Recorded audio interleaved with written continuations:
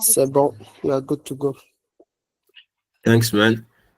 D'accord, donc bonsoir, bienvenue encore une fois pour notre seconde séance. Je vais partager mon écran rapidement et là, on pourra démarrer.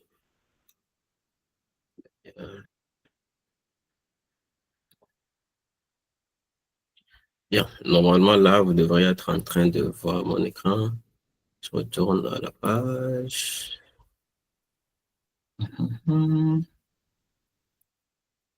Bien. Donc là, c'est bon, on cache ça et on pourra démarrer. Donc la dernière fois, c'était notre première séance et vu que c'est une séance sur, c'est une formation sur 4 séances, nous voici donc à la seconde séance qui porte sur l'Internet d'objets de l'ARC Summer School. Et le programme, je vous l'avais déjà envoyé dans le groupe.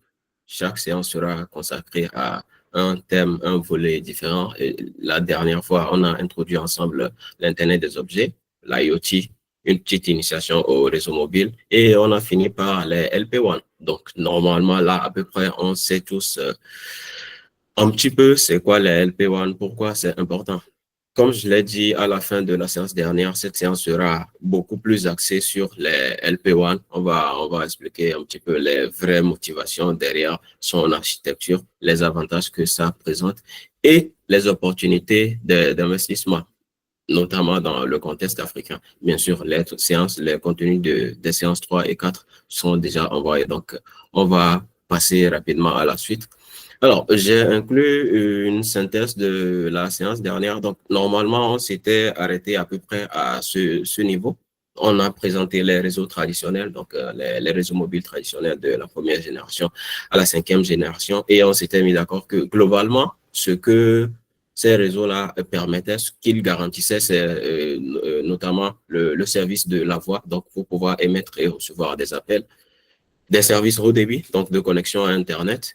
Ça assurait une connexion continue, même lorsqu'on ne passe pas d'appel, même lorsqu'on n'est pas connecté à l'Internet, notre mobile, notre appareil continue quand même d'envoyer des signaux aux stations de base, recevoir des signaux des stations de base, qui se faisait que ça consommait quand même de la batterie. Et ces signaux-là, la signalisation permettait de s'assurer et de savoir à chaque moment dans quelle partie du réseau se trouve la personne pour pouvoir lui aiguiller les appels entrant vers lui. Et si jamais il passe d'une station de base à une autre, donc la station de base actuelle va confier l'appareil à la station suivante, ce qu'on a défini par le phénomène ou bien le mécanisme de handover. Ensuite, concernant les LP1, on en a présenté deux technologies, et plutôt trois, donc qui avaient trois types, on va dire. On a présenté le NB-IoT, le LTE-M, et bien sûr, les réseaux qui remplacent toutes les stations de base par des passerelles, notamment LoRa et Sigfox, sur lesquelles on va se concentrer durant cette séance. Et on a bien expliqué que le souci, c'est que les réseaux traditionnels étaient surchargés avec des mécanismes qui n'étaient pas vraiment requis dans le cadre de l'IoT. Donc, la solution en quelque sorte a été d'enlever tous ces mécanismes-là en place pour avoir quelque chose de plus léger, de plus adapté. Du coup, voilà pour la synthèse. La mise à situation maintenant. Donc, ceux qui avaient participé à notre séance la semaine dernière en ont l'habitude maintenant. Avant de démarrer, on commence toujours par une petite mise en situation pour pouvoir nous mettre dans le bain. Donc, aujourd'hui, ce sera toujours une question ouverte, si je puisse me permettre. Donc, je vais poser la question et ensemble, on va essayer d'y réfléchir. Actuellement, nous utilisons tous des téléphones portables, n'est-ce pas? Je crois que là, beaucoup d'entre nous sont actuellement connectés à cette réunion via leur téléphone portable. On l'utilise notamment pour se connecter à Internet, mais aussi pour passer des appels. Supposons que demain, vous, un de vos amis, quelqu'un de votre famille, quelqu'un dans votre entourage arrivait à inventer un petit appareil, un appareil similaire au téléphone portable, qui permettrait de passer des appels. Donc, vous avez un de ces appareils, vos parents, supposons votre papa ou votre maman, votre frère, eux aussi, ils ont chacun un exemplaire de cet appareil.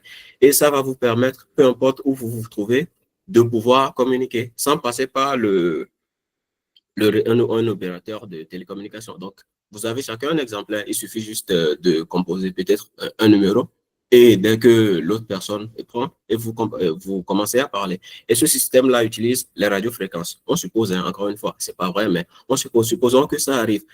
Est-ce que vous pensez que légalement, vous pouvez utiliser cet appareil? Supposons que l'appareil a déjà été fabriqué, tout fonctionne dedans, et que ça utilise les radiofréquences pour communiquer. Est-ce que vous pensez que d'un point de vue légal, vous pouvez utiliser cet appareil sans problème? Si vous pensez que c'est oui, répondez-moi oui. Et vous allez bien sûr justifier, ou bien ensemble, on va essayer de voir pourquoi oui, c'est légal, vous pouvez l'utiliser. Et si vous pensez que c'est non, vous ne pouvez pas l'utiliser parce que c'est pas légal, vous aussi, vous donnez aussi la justification derrière, la raison du pourquoi vous pensez que c'est pas légal. Et bien sûr, pour répondre, soit vous écrivez dans le chat, on va le lire, ou vous pouvez toujours lever la main comme la dernière fois et vous activez votre micro pour répondre à la question. Donc, retournons. Oui, quelqu'un?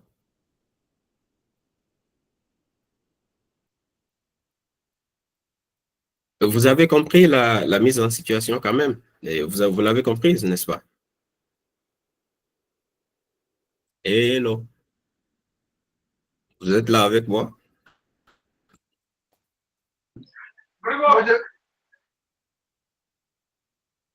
D'accord, vous êtes là. Donc, quelqu'un veut répondre, quelqu'un veut prendre la parole? D'accord. Monsieur Denapo, vous dites un petit retour sur la mise en situation. Vous voulez que je reprenne la mise en situation? Vous l'avez raté, c'est ça? Oui, oui, j'ai Monsieur? raté la mise en situation. D'accord, donc ça m'embête pas. Le temps que je reprenne, si quelqu'un a une approche de solution, la personne peut toujours l'écrire sur le chat. Alors, donc, je disais, on utilise tous les jours les téléphones pour communiquer, n'est-ce pas?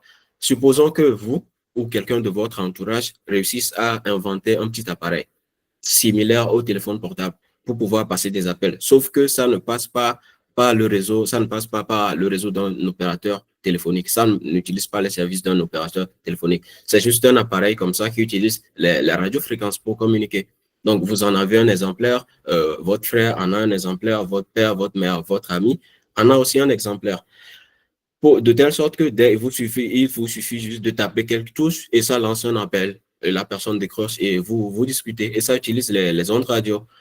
Supposons que vous ayez ce genre d'appareil.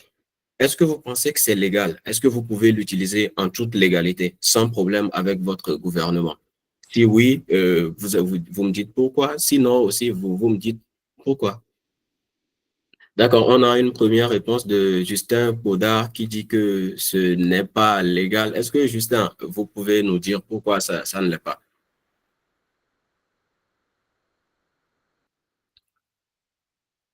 Vous pouvez activer votre micro, hein? Exactement. C'est le problème d'avoir des gens de l'INPT. Vous êtes de l'INPT, n'est-ce pas, Justin? Parce qu'il vient de juste de répondre à la question directement. Ouais, je suis à Dom. D'accord, vous êtes de l'INPT. Oui, bien sûr. D'accord. Donc voilà, il vient de répondre à la question. Les services de fréquence, parce que quand on dit les radiofréquences, donc ça va communiquer sur une fréquence donnée. Et c'est l'utilisation de ces fréquences-là sont contrôlées par des organismes. Donc n'importe qui ne peut pas se lever et utiliser un appareil qui n'a pas été enregistré, un appareil qui n'a pas été contrôlé, un appareil qui n'a pas été certifié pour utiliser les ondes radio pour émettre sur une certaine bande de fréquence. Et ça, c'est juste une mise en situation, c'est une manière d'introduire le thème parce que, encore une fois, on vient tous de domaines différents, on a des backgrounds différents. Donc, il faut forcément trouver un moyen d'introduire le sujet qui nous intéresse aujourd'hui. Et aujourd'hui, c'est le moyen que j'ai trouvé. Donc, c'est ça la réponse. Si quelqu'un d'autre veut vérifier, peut-être que quelqu'un pense que c'est légal. Si quelqu'un d'autre veut y rebondir, pourquoi pas? Une autre réponse peut-être? Non? D'accord. En tout cas, merci Justin. Je crois qu'on va pouvoir continuer. Et si peut-être quelqu'un ne comprend pas le contexte le concept, pardon, de radiofréquence, de bande de fréquence, ne vous inquiétez pas, on va expliquer ça tout à l'heure. Maintenant que c'est fait, d'accord, oui, voici notre plan d'aujourd'hui. Donc, on va commencer par parler un petit peu de la radiofréquence, donc, et le spectre de fréquence qui est en rapport avec la mise en situation dont on vient de parler. Ensuite, on va entrer dans le vif du sujet en parlant de la technologie Sigfox et LoRaWAN. On va voir c'est quoi la différence entre LoRa et LoRaWAN. Et on va ensuite on va se concentrer, pardon, sur LoRa et sur LoRaWAN en présentant leurs avantages. Et puis, on passera aux opportunités qu'il y a potentiellement d'investir dans ces technologies-là, notamment sur le continent africain. Et bien sûr, on va conclure avant de laisser la place à la discussion. Donc, on démarre. Yeah. Donc, les ondes radiofréquences sont une catégorie d'ondes électromagnétiques. Il y a me blessé. Les ondes radiofréquences, comme je le disais, sont une catégorie d'ondes électromagnétiques. Et pour créer, c'est quoi une onde électromagnétique? Vous inquiétez pas, on ne va pas rentrer dans des considérations physiques, des définitions un petit peu bâclées ou bien compliquées. Pour créer une onde électromagnétique, normalement, c'est simple. On prend un fil conducteur, un fil de courant, si vous voulez, et on fait passer, pardon, on prend un fil conducteur et on fait passer un courant électrique à travers ce fil-là. C'est tout. Et ça va créer une onde électromagnétique qui est comprise à la fois d'un champ magnétique et d'un champ électrique. Ça, c'est une onde électromagnétique. Maintenant, ces ondes-là vont se propager dans l'espace. Donc, si on crée l'onde ici, ça va se propager et au fur et à mesure que ça propage, son intensité diminue. À un moment donné, ça va s'évanouir totalement. Ça, c'est une onde électromagnétique. Maintenant, vu que c'est un courant électrique qu'il a généré, en variant les propriétés de ce courant électrique-là, on peut contrôler la manière dont cette onde-là se comporte, comment elle se propage, notamment en variant la fréquence de ce courant. On peut contrôler la fréquence de l'onde en variant son intensité, donc son amplitude. On peut aussi contrôler l'amplitude de l'onde, ainsi de suite. Maintenant, et c'est ce qui est utilisé par les ondes radio pour utiliser, notamment dans le domaine des télécommunications. Et les ondes radio sont se situent dans une marge précise.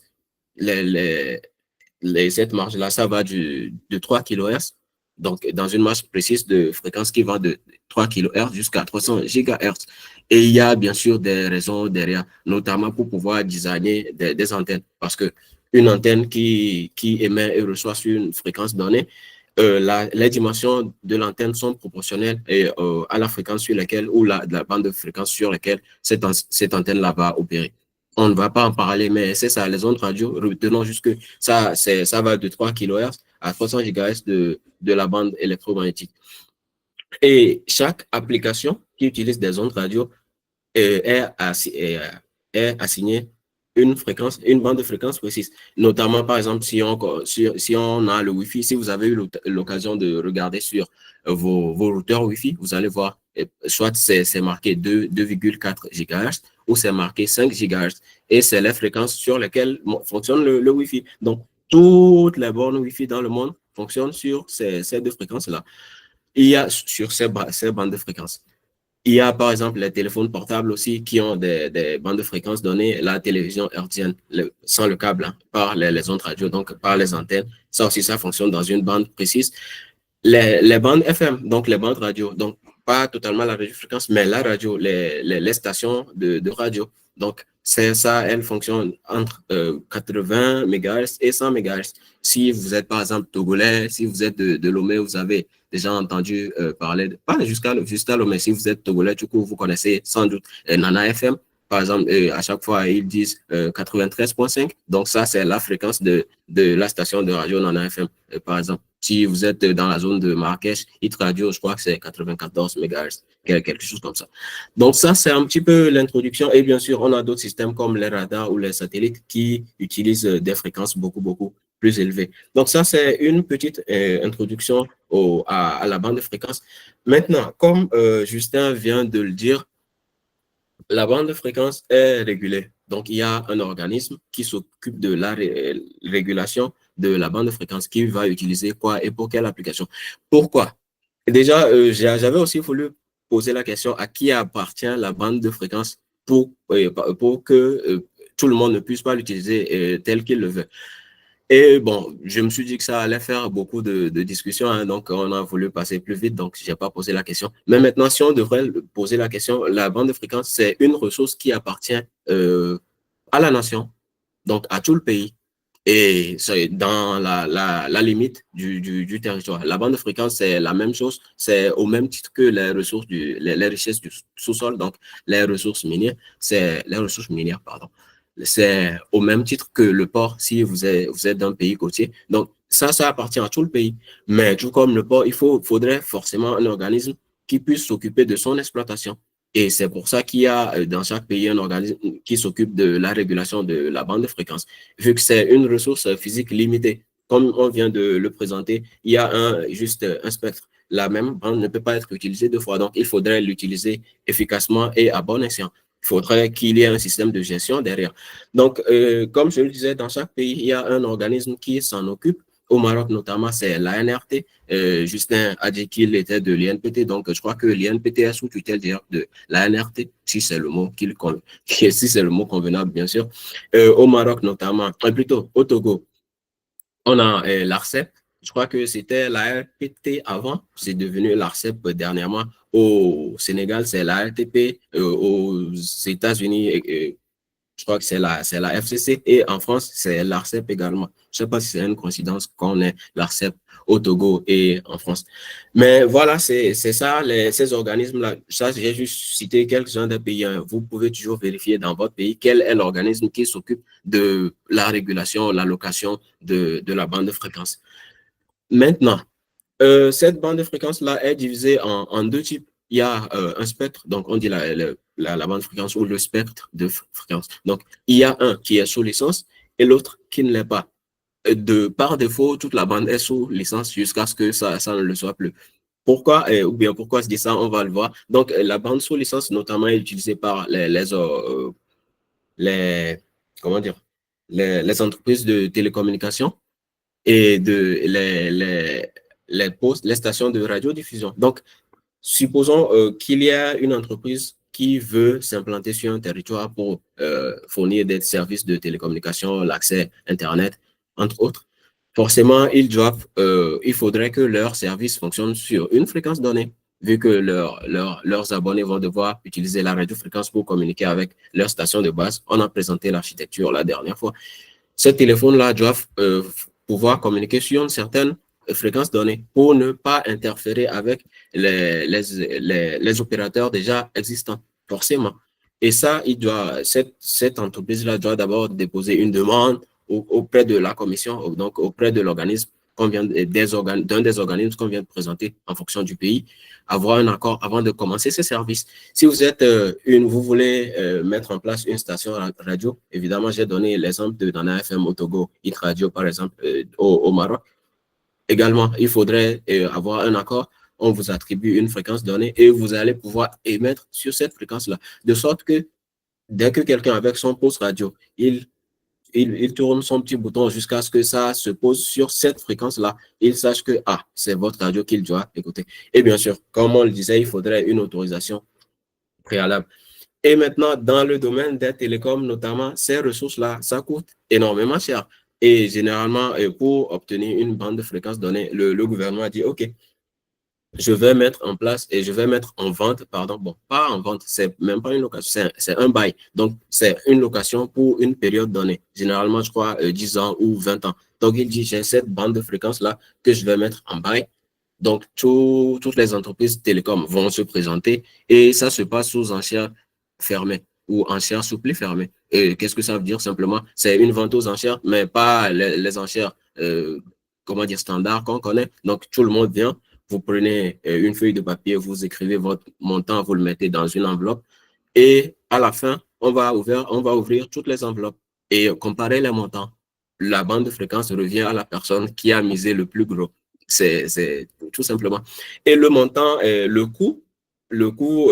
montant que la personne aura investi, le montant que cette entreprise aura investi pour acheter la bande de fréquence ça va définir le coût des services. Donc, si la personne dépense beaucoup pour acquérir la bande de fréquence, ça veut dire que ses abonnés, les gens qui vont utiliser les services de cet opérateur-là, ils vont payer plus cher, forcément, parce que c'est un investissement qu'il a fait.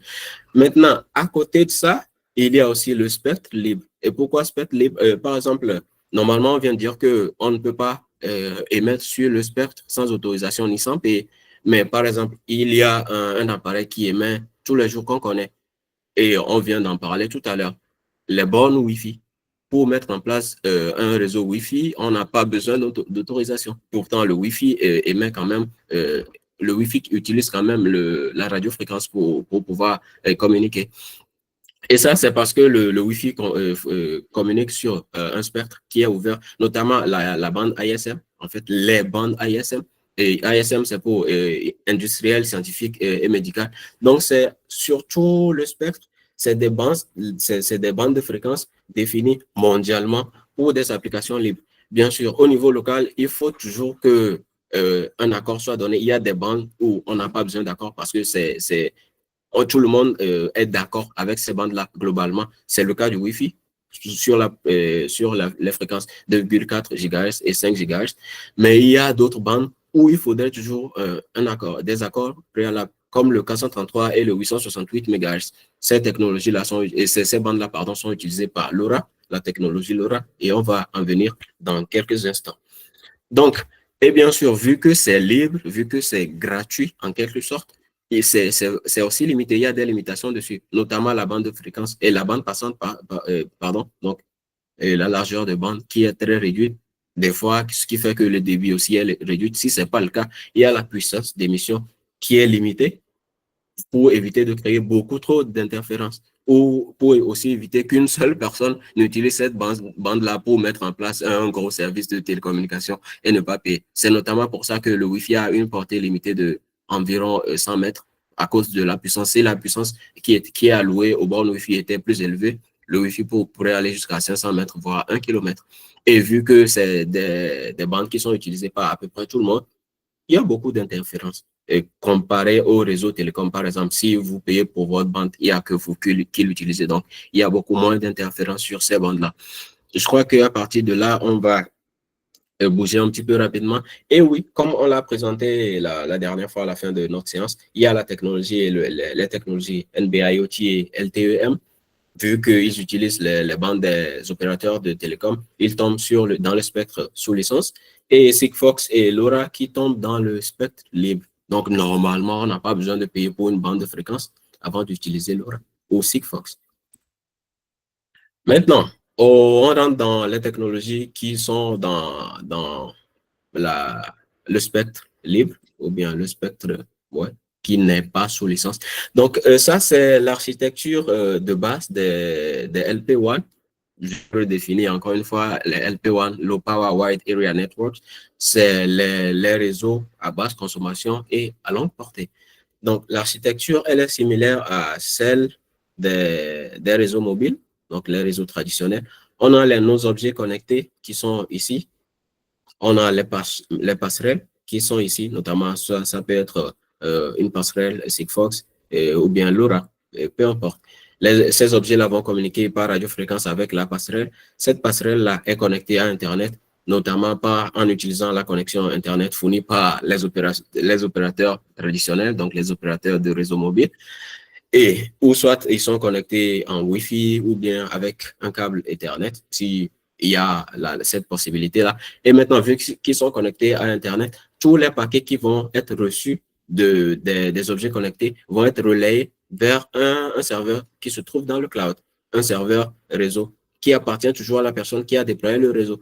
Et maintenant, ce serveur-là, lui, son travail, c'est de router les communications qui sont reçues depuis les objets vers les serveurs d'application. Et les serveurs d'application, normalement, c'est les serveurs qui ont été mis en place par les personnes qui veulent utiliser le service. Supposons que j'ai une ferme et que je veux que toutes les données transmises par les objets connectés de ma ferme soient acheminées vers mon serveur pour que moi, je puisse exploiter ces données-là. Ce n'est pas la personne qui a mis en place le réseau qui va les exploiter. Du coup, j'ai mon serveur d'application et je le communique bien sûr à l'opérateur réseau. Je lui dis, il faut acheminer tous les paquets de mes objets vers ce serveur-là. Et à chaque fois que ce serveur reçoit les paquets ou bien les données d'un objet connecté qui appartient à l'abonné X, il va router toutes ces données-là vers le serveur d'application qui est le serveur d'application qui correspond à l'abonné X. Donc ça, c'est un peu ça pour l'architecture. Maintenant, depuis le début, je mentionne Sigfox et LoRa, je mentionne Sigfox, LoRaWAN. Sigfox, c'est tout un réseau. LoRaWAN, c'est tout un réseau. Et LoRaWAN est basé sur LoRa. Donc, pour le moment, on va parler de Sigfox et LoRaWAN. Et dans ce qui va suivre, on va parler de la comparaison entre la différence, entre LoRaWAN et LoRa, qui sont un petit peu la même chose, mais pas totalement. Donc, pour le moment, la comparaison, c'est entre Sigfox et LoRaWAN. Du coup, Sigfox, c'est à la fois une technique de modulation, donc une technique de transmission, comme on l'avait défini pour LoRa la dernière fois. Sigfox aussi, c'est similaire à quelque chose comme le Zigbee. Ça aussi, je crois que quelqu'un avait posé une question sur le Zigbee à la fin, on en a répondu. Donc, Sigfox, c'est une technique de modulation, une technique de communication radio, comme le Wi-Fi, comme le Bluetooth, et aussi c'est propriétaire. Il y a une entreprise qui détient Sigfox. LoRa aussi est propriétaire. LoRa, la technique de modulation, elle est aussi propriétaire. Elle est détenue par une entreprise. Mais Sigfox, c'est aussi un réseau. C'est par exemple, Sigfox est déployé à travers tout l'Europe. C'est comme un réseau de télécommunications traditionnel. Donc, l'opérateur Sigfox a ses passerelles implantées un petit peu partout à travers l'Europe.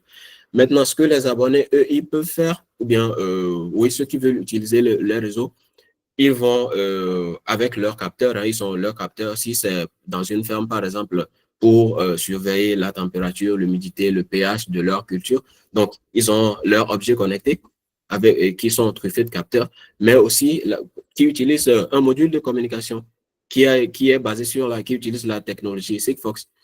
Donc, ces modules-là vont transmettre leurs données vers les passerelles Sigfox.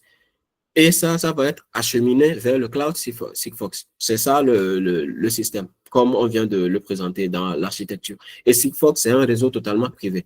Ce qui veut dire que vous ne pouvez pas déployer votre propre réseau Sigfox. Vous ne pouvez pas. Le réseau est déjà en place. Si vous vous trouvez dans une zone où il n'y a pas Sigfox, alors vous ne pouvez pas utiliser Sigfox.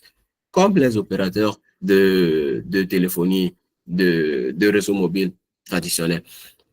Donc maintenant, en ce qui concerne le débit, le débit, le Sigfox est une technologie assez bas débit, donc 100 bits par seconde. Et ça, c'est pas mal, c'est pas un problème, parce que c'est pas un service qui est mis en place pour transporter de la voix. Vous n'allez pas passer un appel à travers Sigfox, vous n'allez pas vous connecter à Internet au sens traditionnel du terme. Vous n'allez pas consulter un site web avec Sigfox. Donc, c'est assez convenant pour les applications pour lesquelles il a été conçu. Sigfox aussi, c'est pour ça, il y a, comment je peux expliquer ça? La communication, la direction de la communication, donc c'est simplex. Ça veut dire que le réseau est orienté dans une seule direction. Vos données, vos capteurs vos objets connectés envoient les données vers les passerelles Sigfox qui les acheminent sur le cloud Sigfox. C'est tout. L'autre, l'inverse n'est pas possible. En fait, ils peuvent toujours communiquer, mais le service n'est pas orienté pour ça. Donc, vos capteurs vont juste envoyer vos données qui vont être remontées dans le cloud Sigfox. Il n'y a pas de données qui transitent du cloud vers les capteurs à travers le réseau Sigfox. Et le modèle économique, c'est basé bien sûr sur un abonnement, vu que c'est un opérateur qui a son réseau, donc vous payez un abonnement mensuel ou annuel qui permet à vos objets connectés de pouvoir transmettre les données via Sigfox. Côté sécurité, donc, je ne cesse de le mentionner, les données vont passer par le cloud Sigfox. Bien sûr, elles seront cryptées, mais il y a la sécurité, forcément, si ça passe par leur cloud, ils ne peuvent pas vous garantir totalement s'ils peuvent y avoir accès ou pas. Ça, c'est toujours une question d'actualité. C'est une hot topic, comme on dit. Le sujet est toujours d'actualité. Donc, s'il y a quelqu'un qui est trop concerné par la sécurité de ces données, des données beaucoup trop sensibles, et qu'il craint que ils peuvent y accéder. Donc, il faudra trouver une autre alternative. Peut-être déployer un autre réseau privé. Mais dans ce cas, il ne sera pas basé sur Sigfox parce que Sigfox le Sigfox est détenu par la boîte Sigfox. C'est ça pour Sigfox. Maintenant, si on part un petit peu du côté de LoRaWAN, LoRaWAN, par contre, donc, le réseau, ça peut être privé, comme dans le cas de Sigfox. Ça veut dire que c'est quelqu'un qui a déployé son réseau et vous allez l'utiliser et payer. Mais à la différence de Sigfox, il y a aussi la possibilité que à peu près tout le monde peut déployer son réseau. Bon, dans la limite, bien sûr, s'il y a une autorisation, ça, on va y venir. Mais si vous voulez, s'il y a l'autorisation et que c'est possible, donc, n'importe qui peut à peu près déployer son réseau LoRaWAN. Il faut juste acheter les équipements qu'il faut. C'est ça la différence avec Sigfox. Et au niveau débit, je crois qu'il y a une erreur dans le slide, désolé. Normalement, ici, c'est 50 kilobits par seconde. Donc, je crois que c'est environ 50, non, je crois que c'est environ 500 fois plus élevé que le débit de Sigfox. Donc, il y a un cas qui manque ici. Et la communication est duplex. Ça veut dire que c'est dans les deux sens. Vos objets connectés peuvent communiquer les données vers vos applications dans le cloud à travers LoRaWAN, mais aussi vos applications peuvent toujours envoyer des données vers les objets. Ça veut dire quoi? Un objet qui est connecté, si on revient à l'exemple de la prise connectée qu'on avait pris dans la mise en situation lors de la séance 1, donc là, vous pouvez voir la consommation de la prise en temps réel, mais vous pouvez toujours choisir de désactiver la prise à travers LoRaWAN, ce qui n'est pas vraiment le cas avec Sigfox. Niveau abonnement, bien sûr, et le niveau modèle économique, bien sûr, si vous utilisez un réseau LoRaWAN privé, là, vous serez obligé de faire un abonnement, donc mensuel ou annuel. Mais si c'est vous-même qui avez déployé votre propre réseau, alors dans ce cas, il n'y aura pas besoin d'abonnement. Le réseau, il est à vous. Et bien sûr, question sécurité des données, encore une fois, si vous utilisez le réseau LoRaWAN de quelqu'un, donc ça revient à quelque chose qui est similaire à Sigfox. Donc, les données vont transiter par le cloud.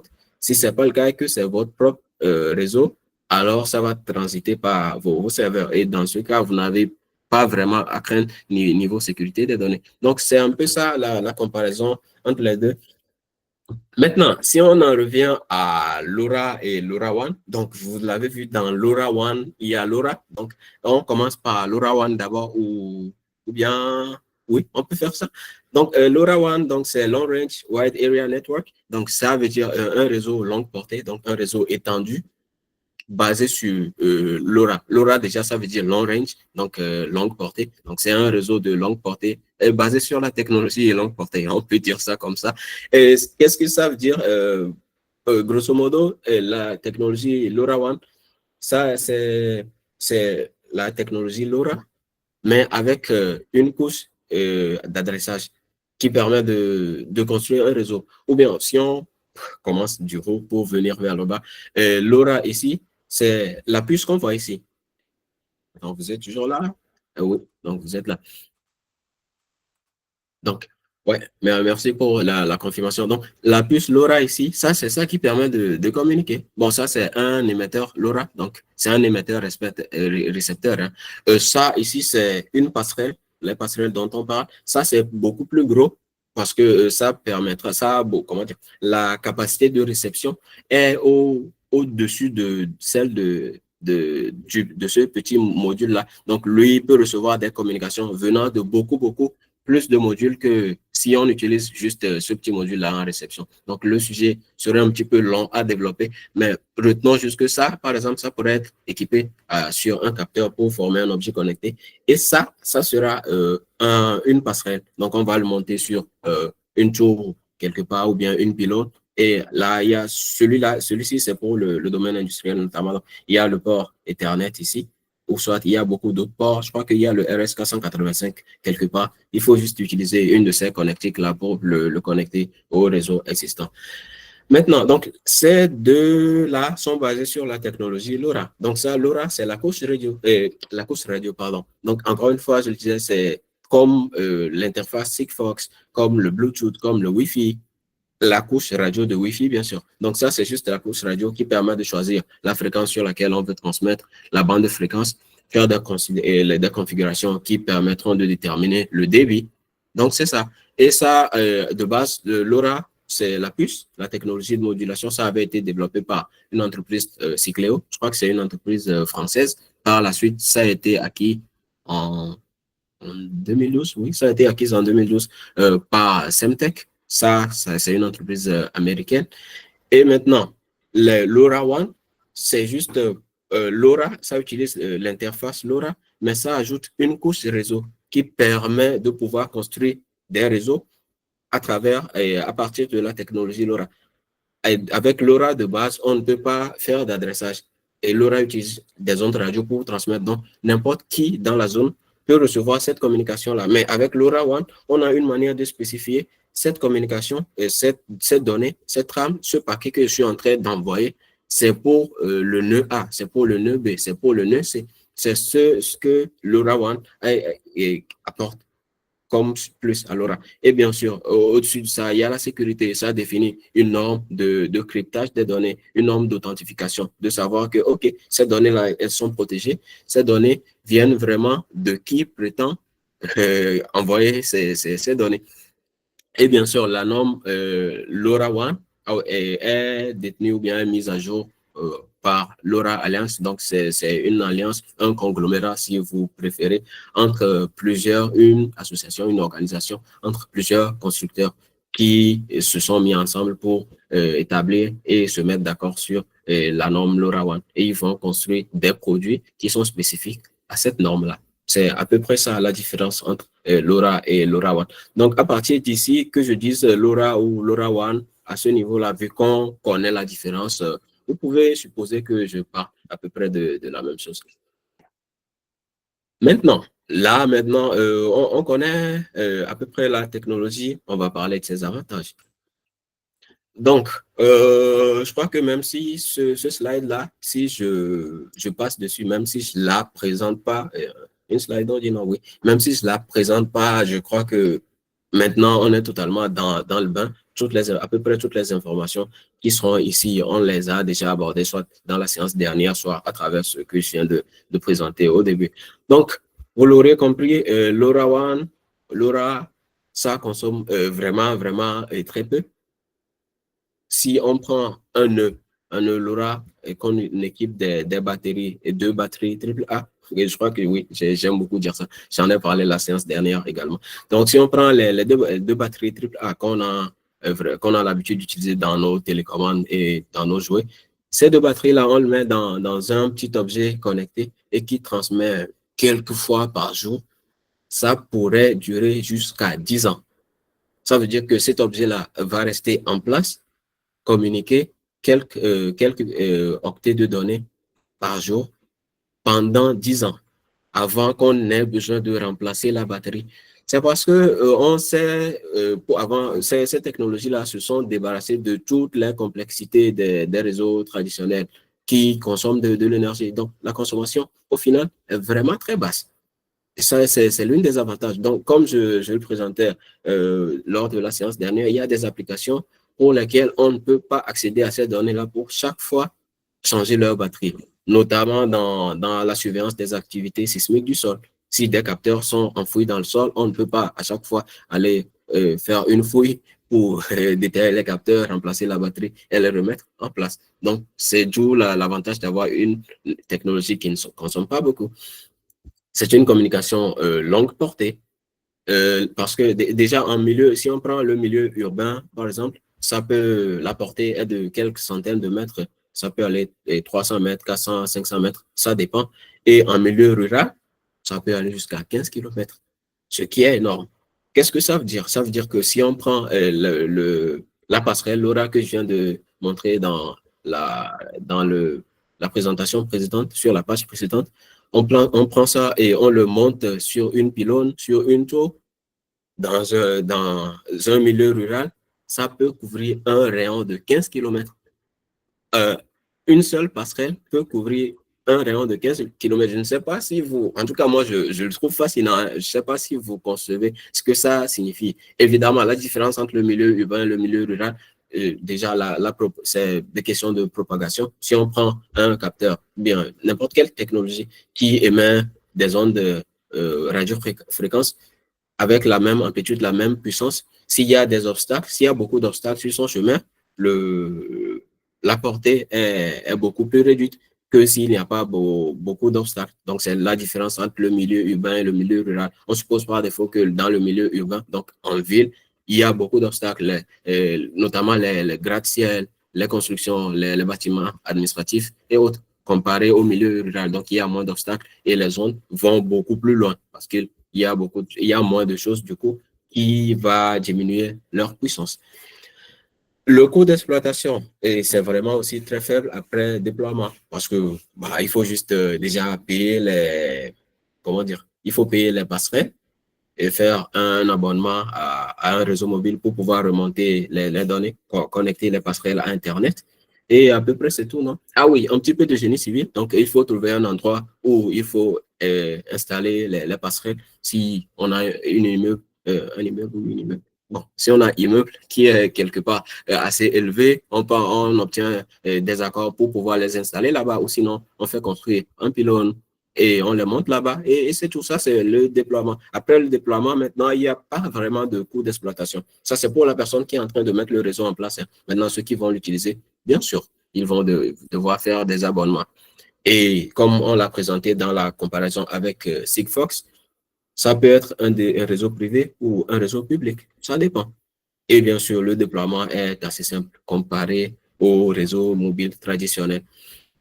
Et l'avantage aussi avec LoRaWAN, c'est que, déjà, c'est une norme ouverte. Donc, vous pouvez tout de suite, si vous voulez, télécharger la spécification de LoRaWAN sur Internet, le feuilleter pour voir une spécification, non? Donc, la feuilleter pour voir ce que ça comporte et tous les détails qui entrent à LoRaWAN. Et il y a une grosse communauté derrière sur Internet. Il y a beaucoup de forums qui discutent du contenu de cette norme-là, de son implémentation et beaucoup d'autres détails. Et maintenant, les avantages toujours, oui, un cas précis où l'utilisation des technologies qui sont basées sur les bandes les spectres libres présenteront des avantages sur NB-IoT ou LTEM, par exemple. C'est ce cas, par exemple. Donc, ce que vous voyez en bleu,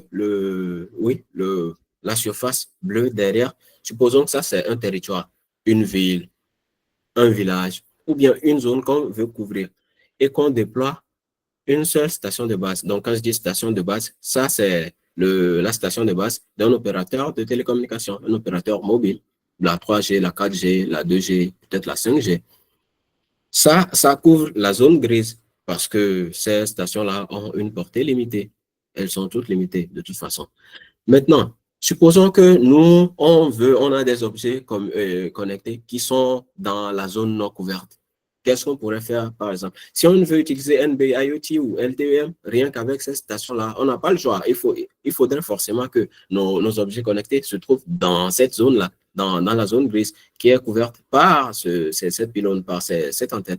Donc, mais supposons qu'on veut déployer un réseau LoRaWAN, par exemple. Là, on pourrait déployer le réseau à la périphérie. Donc, ça, ce symbole-là, c'est une passerelle, c'est un gateway LoRaWAN. Et ça, l'avantage, ça couvre, bien sûr, cette zone-là qui est comprise dans la zone grise. Et ça couvre aussi le reste de la zone bleue. Bon, une partie quand même, parce que même cette passerelle-là a une portée limitée. Je l'ai mis en petit, mais supposons que la portée, ça dépendra de la zone. Donc, je ne suis pas en train de dire que le LoRaWAN a une portée limitée comparée au réseau mobile. Non, c'est pas ce que je voulais. Ce que je voulais montrer ici, c'est que là, maintenant, cette passerelle-là de LoRaWAN, bien sûr, elle va, vu qu'elle est dans la zone couverte par la station de base, elle va utiliser sa connexion pour pouvoir remonter toutes les données provenant des objets connectés dans la zone non couverte par cette station de base ici sur Internet. Ce que ça veut dire, c'est quoi? On utilise sa connexion ici à la périphérie du réseau pour compléter le réseau en quelque sorte. Donc, on n'a pas forcément besoin qu'un opérateur télécom vienne couvrir cet réseau. Moi, je suis quelqu'un, je suis dans une zone, mais ça, c'est une opportunité de business. Parce que déjà, lui, l'opérateur télécom, il se dit, bon, pour couvrir une zone, il faudrait qu'il y ait des gens qui habitent dans cette zone. pour émettre des appels. C'est l'argument de vente numéro 1. Donc, s'il n'y a pas des gens qui vont habiter dans cette zone, pour lui, ce n'est pas économiquement viable. Donc, il y a très peu de chances qu'il installe des antennes qui vont couvrir cette zone-là. Mais moi, je sais qu'il y a des agriculteurs dans cette zone. Il y a un réseau électrique. Pourquoi je parle de réseau électrique? Ça, je vais le mentionner tout à l'heure dans les slides qui vont suivre. Et il y a d'autres personnes qui pourront utiliser une connexion à faible débit pour les objets connectés. Moi, je vois ça, je dis, mais c'est une opportunité d'investissement. Je négocie une connexion avec l'opérateur, donc pour mes passerelles, et je les installe à la périphérie du réseau ici, et je déploie mes passerelles là-bas. Et ça va servir à couvrir les zones qui étaient jusque-là non couvertes. Et ça, comme je viens de le dire, c'est une opportunité de business. Si vous n'êtes pas d'accord avec moi, vous pouvez me contredire avec des arguments à l'appui. Il n'y a pas de souci. Ça ne me dérange pas d'être contredit. Maintenant, oui, c'est une opportunité de business, j'ai dit. Et allons voir maintenant d'autres opportunités de business. Déjà, on va voir, là, ça c'est la présence de réseau LoRaWAN au niveau mondial. C'est une carte de LoRa Alliance, comme je viens de le dire. Ça, c'est un consortium, donc une organisation, un regroupement de beaucoup de constructeurs, beaucoup de boîtes de technologie pour définir la norme LoRaWAN. Là, maintenant, je crois que je n'ai pas besoin d'interpréter. Hein. Si vous voyez à peu près sur tous les continents, et si vous devriez comparer le continent où il y a encore beaucoup de blancs, c'est le continent africain. Là, je ne vais pas mettre des mots dessus. Vous pouvez interpréter ça à votre manière. La seule phrase, c'est que là où il manque de couverture, c'est en Afrique. Il peut y avoir beaucoup de raisons derrière ça, c'est pas à moi de le dire, mais encore une fois, this is a business opportunity. S'il n'y a pas de couverture là-bas, s'il y a quelqu'un à qui ça parle, ce serait peut-être le moment de faire quelque chose. Et pourquoi ces zones sont non couvertes? S'il faut le dire, encore une fois, c'est que peut-être sont non couvertes par LoRaWAN, parce qu'il y a forcément des opérateurs de télécommunications dans ces pays-là, forcément. Donc, ces zones sont non couvertes par LoRaWAN. Et cette carte-là même, je crois elle n'est pas très précise dans le sens où il y a beaucoup de pays, même en Afrique, qui sont en jaune. Mais bon, il n'y a pas, c'est pas comme si le réseau LoRaWAN couvrait tout le territoire. Il y a ça quelque part. Et dans certains endroits, il n'y en a pas. Donc, c'est à peu près tout. Donc, je crois qu'on va passer à la suite. Cette carte-là, comme je l'ai dit, elle est sur le net. Si jamais ça vous intéresse, vous pouvez toujours repartir. La consulter. J'ai mentionné tantôt le réseau électrique quand je parlais de la zone non couverte. Donc, il y a cette tendance-là. En tout cas, ça fait longtemps qu'on nous parlait de ça. La dernière fois que j'ai entendu parler de ça, je crois que je devais commencer l'université quelques années plus tôt, beaucoup d'années plus tôt, où on disait, bon, si on prend le réseau électrique, par exemple, ou lorsque vous vous abonnez au réseau électrique normalement, donc vous prenez un compteur, en supposant que vous êtes abonné directement chez l'opérateur de télécom, parce que en fonction d'où vous habitez, vous vivez, il y a des histoires différentes concernant ce contexte. Donc, vous prenez un compteur, ils viennent installer un compteur chez vous, et chaque mois, vous payez votre consommation, n'est-ce pas? Mais normalement, dans un cadre traditionnel, dans un cadre standard, c'est pas chaque mois qu'ils envoient quelqu'un pour venir c'est quoi le mot?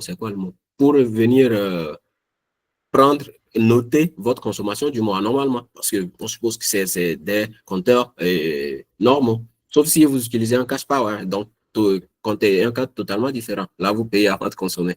Donc, et chaque mois, normalement, ils doivent envoyer un agent pour venir noter votre consommation du mois et vous allez payer ça. Mais généralement, ce n'est pas le cas parce qu'envoyer quelqu'un chaque mois, ça leur coûte. Je ne sais pas si vous savez comment ça fonctionne, ces compagnies électriques, mais ils envoient quelqu'un chaque 2 mois. Ce n'est pas chaque mois. Donc, ce mois-ci, ils vont envoyer quelqu'un qui va noter votre consommation.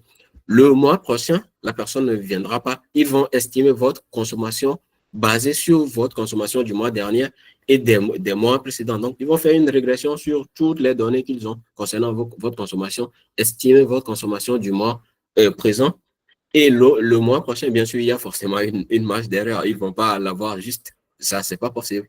Sauf beaucoup de chance, bien sûr. Donc, le mois prochain, si l'estimation, le mois prochain, bien sûr, lorsque la personne va passer, cette personne-là, elle va noter, relever votre consommation du mois ce mois-ci et le mois dernier où il n'était pas passé. Et du coup, ils vont comparer la différence, bien sûr. Donc, si vous avez payé plus que vous ne le devez, là, ils vont devoir vous rembourser. Ça veut dire que ça va jouer sur le montant que vous avez payé ce mois-ci, quoi. Et si ce qu'ils ont relevé, c'était en dessous de ce que vous avez consommé, ça veut dire que c'est vous qui leur devez de l'argent. Et dans ce cas, bien sûr, ils vont l'ajouter à votre consommation de ce mois-ci et vous allez payer là-dedans. À peu près, c'est comme ça que ça marche. Et c'était l'argument de vente numéro 1 pour compteur intelligent. Moi, je préfère compteur connecté hein, parce que intelligent, dans quel contexte? Là, on va juste parler de compteur connecté. J'ai mis intelligent, mais excusez-moi, c'est un manque de vigilance de ma part. Et donc, ce compteur-là, si les opérateurs voudraient que ces compteurs-là soient connectés, dans un cas traditionnel, ils n'auront pas le choix. Ils vont devoir équiper leur compteur de puce GSM ou bien puce 3G. Et ça a coupé. Non, est-ce que ça a coupé? Les autres, vous m'entendez, n'est-ce pas? Ouais, donc, monsieur et monsieur ou madame Viala, je crois que ça continue toujours. Donc, merci les gars pour la confirmation. Donc, ce que je disais, c'est que si l'opérateur voudrait connecter ses compteurs, il n'aura pas de choix. Il va devoir acheter une puce 2G, 3G et 4G qu'il va insérer dans ses compteurs ou bien construire d'autres compteurs. Hein. Et ces compteurs-là vont utiliser le réseau qui est en place pour remonter des données. Ce serait un petit peu coûteux, mais totalement faisable. Comparé au cas où s'il y a un réseau LP1 déjà déployé dans la zone, donc un réseau LoRaWAN, qu'est-ce qu'il va faire? Juste un petit capteur LoRa, plutôt une petite puce LoRa qu'il va ajouter à ses appareils. Et puis c'est bon, relève la consommation et l'envoie sur le réseau. Le problème avec la première approche, donc s'il utilise le réseau traditionnel, c'est comme on l'a présenté. S'il n'y a pas de couverture réseau dans cette zone, alors les compteurs intelligents, les compteurs connectés, désolé, ça ne sert plus à rien. Parce que s'il y a de l'électricité dans la zone, ça ne veut pas forcément dire qu'il y a de la couverture réseau. Vous serez d'accord avec moi. Donc, ça, par exemple, c'est un cas totalement flagrant d'opportunité d'investissement, business opportunity. Donc, ça, c'est totalement, c'est à vous. Hein. Donc là, moi, je présente les arguments parce que forcément, il faut des arguments pour justifier le pourquoi je suis en train de parler de ce sujet-là. Pas juste parce que je suis fan du sujet, comme on va dire. Il y a une vraie raison derrière et la raison, c'est celle-là que je suis en train de vous présenter. Maintenant, on est presque arrivé à la fin, hein, Hangda. Ne vous inquiétez pas, on a bientôt fini. Donc, si vos questions vous brûlent, on va bientôt les poser, vous inquiétez pas. Du coup, on a parlé des bandes ISM qui sont des bandes libres. Le souci en Afrique, actuellement, là, je suis en train de critiquer personne. C'est un constat. S'il y a aussi peu de couverture de base, c'est parce qu'il y a un gros manque de standardisation. Pourquoi je dis ça? Et ça, par exemple, c'est les bandes principales qui sont utilisées, les fréquences principales qui sont utilisées par les modules LoRa. Parce que LoRa, c'est une technique de modulation et en fonction de la puce le modèle de puce que vous achetez, il y a une certaine bande précise sur laquelle ces puces-là peuvent transmettre. Donc, on a la bande 433 MHz, par exemple, qui est utilisée dans une partie de l'Asie, parce que même chez eux, il y a certains pays qui utilisent le 433 et d'autres pays qui utilisent d'autres bandes. En Europe, il y a la bande 868 MHz qui est utilisée. Et en Amérique du Nord et en Australie, il y a la bande 915 MHz qui est utilisée. Ça a été standardisé, notamment parce qu'en Europe, il y a l'Union européenne qui, je crois qu'ils y sont pour quelque chose. Ça, je ne peux pas le confirmer tout de suite sans faire de recherche supplémentaire, mais ils y sont pour quelque chose parce que c'est un organisme, on dit non, oui, un organisme de standardisation. Donc, ça intervient sur beaucoup de choses. C'est pour ça que la bande 868 est standard en Europe. Et en Afrique, je ne peux pas dire la même chose, qui est un organisme qui s'occupe de ce genre de choses. Et à peu près, c'est ça qui a freiné l'adoption jusqu'alors. Pourquoi je dis ça? Si vous voulez connaître quelles sont les bandes de fréquences utilisées dans le pays, pour LoRa, les bandes de fréquences autorisées, parce que forcément, dans le contexte européen, le contexte américain, par exemple, il y a l'organisme de régulation les organismes de régulation dont j'ai parlé au début, il y a forcément un de ces organismes dans le pays concerné qui s'est prononcé et dit « Ok, pour les communications LoRa, vous êtes libre d'utiliser cette bande de fréquence-là pour déployer vos passerelles, pour utiliser vos nœuds pour communiquer. » Et c'est comme ça que s'est fait l'adoption. Donc, si vous êtes curieux de savoir quelle bande de fréquence est utilisée dans votre pays à vous, vous pouvez le consulter ici. Et pourquoi pas, je crois qu'on peut même faire ça ici, hein, si vous voulez, en cherchant.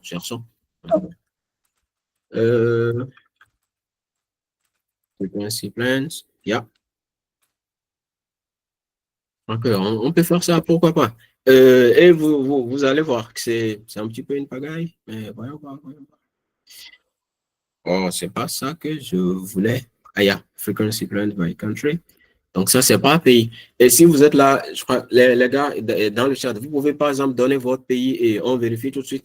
Oui, s'il y a un blanc ici, ça veut dire qu'il n'y a pas de bande qui est utilisée. Donc, en Algérie, par exemple, il y a un communiqué du gouvernement qui date d'il y a quand même pas mal d'années maintenant, qui spécifie quelle bande de fréquence peut être utilisée pour quelles applications, mais rien n'est dit sur LoRa.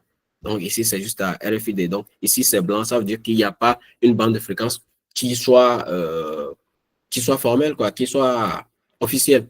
Donc, en Angola, par contre, oui, ils ont même deux fréquences. Donc, dans la bande 868 et il y a la bande 433. Donc, si vous êtes en Angola, vous pourrez déployer votre réseau LoRa.